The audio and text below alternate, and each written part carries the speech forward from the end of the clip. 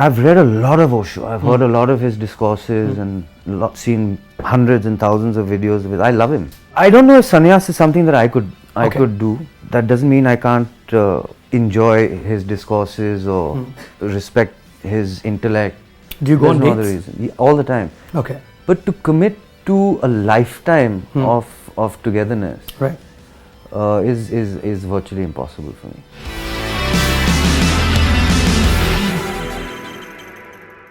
Between mom and dad, who were you closer to? I think I was close to them both, but in different ways. Okay. I would say that I was fortunate that I had a very fulfilling relationship with both my parents.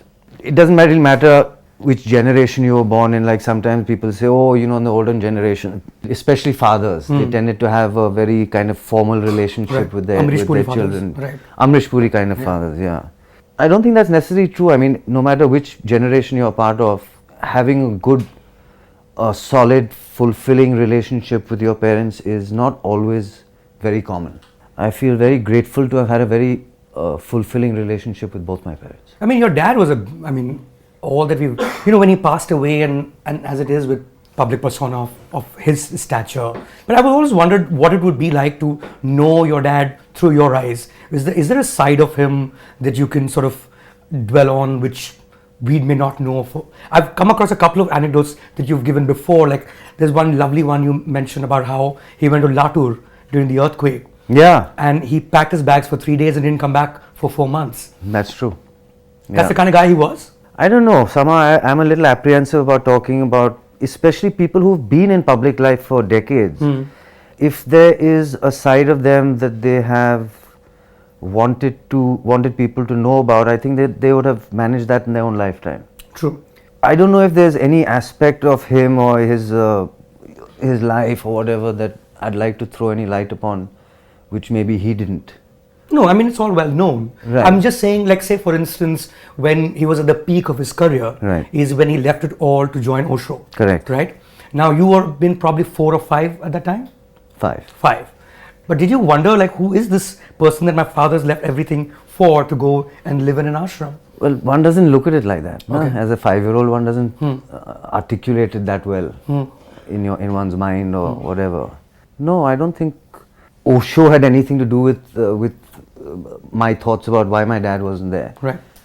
I think that came much later, as one grows older, once 14, 15, 16, whatever. Then one starts maybe learning or listening or reading about the person who Influenced your father so much. That he decided not only to leave his family, to take sannyas. Sannyas only doesn't really only mean leaving your family. It means giving up your life in totality. Family is a part of your life. Right. So taking up sannyas is a life-changing decision, which he felt that he needed to take at that time. But as a 5-year-old, it's impossible to understand it. I can understand it now. You can? Of course. In what sense? In what sense means that something must have moved him so deeply inside that he felt that that kind of decision was worth it for him, which is an incredibly difficult decision to take for anybody. Right. But especially if you have everything in life, where life doesn't look as though there's much more that you can have. Right, you achieved everything that you possibly can. Right, and then to give it all up, something has to move you very, very basic, a very basic kind of a fault line, earthquake has to happen within oneself for one to make that decision. And then not only make that decision, but also stick by it. You see, one can make the decision and say, oh no, 3 doesn't suit me, let's go back. But that didn't happen with him. I mean, circumstances in America with Osho and with the commune over there, it being disbanded and then having to leave, friction with the government of the United States. That was the reason that he came back. Otherwise, the plan was never to come back. The plan was that's the life I've chosen till the end. And that's a tough one to make. Oh, I didn't know that. I didn't know that he came back purely because of what happened between Osho and the US government. And you read up on Osho after, when you became older? I've read a lot of Osho. I've heard a lot of his discourses and seen hundreds and thousands of videos of it. I love him. Oh, you do? Oh, I love him, yeah. Like you could join a commune, I mean, it still exists. Osho ashrams are still... I don't know if sannyas is something that I could do. that doesn't mean I can't enjoy his discourses or respect his intellect or his oratory skills or his way of thinking or whatever. I have deep respect for him. It has to be like a proper fanzine question. I'm sorry. You have like a whole half a nation of female followers, and you're, I think, the only actor I know in show business who talks about the fact that he's never going to get married. I know there's much made of Salman Khan or whatever, but you actually have a point of view that you want to live alone. These are your words. Take us through this. Like, where does it come from? Where does it come from in the sense of your take on the institution itself? And second, be that definitive about exactly how you want to live your life, to be sure that you want to live alone forever. Well, as I said, there's so many things that one says, at different points in one's life, which might not necessarily always be true for the rest of my life.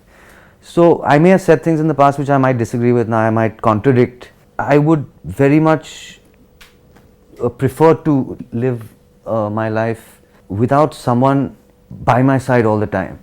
I find that suffocating. That's the only reason.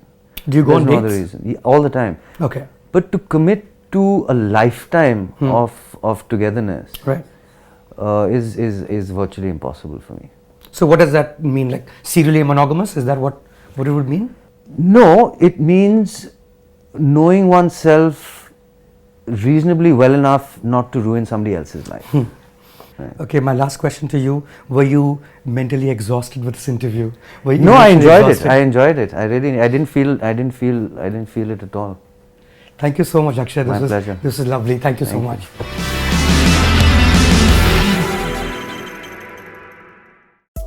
Subscribe to Midday India. Get direct notifications on all our videos by clicking on the bell icon.